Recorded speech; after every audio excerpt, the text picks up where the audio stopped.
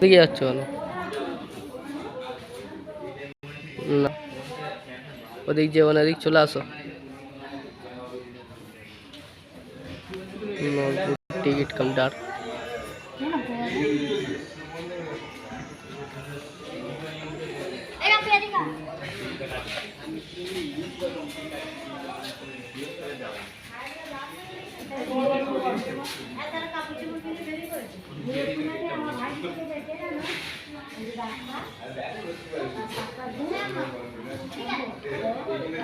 আমরা দেখছি না এখানে টিকিট কাউন্টার।